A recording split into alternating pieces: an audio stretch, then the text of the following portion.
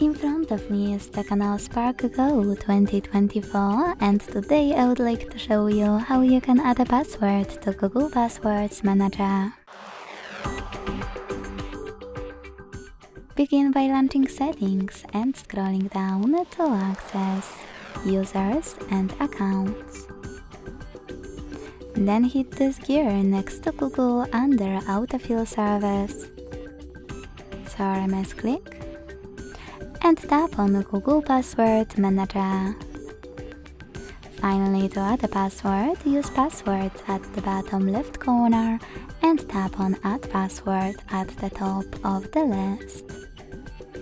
Then input all of those informations.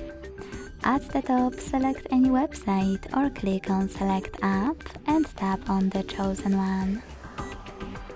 Then enter your username, email or phone number, password, and even take some helpful notes. When you finished, hit Save at the top right corner.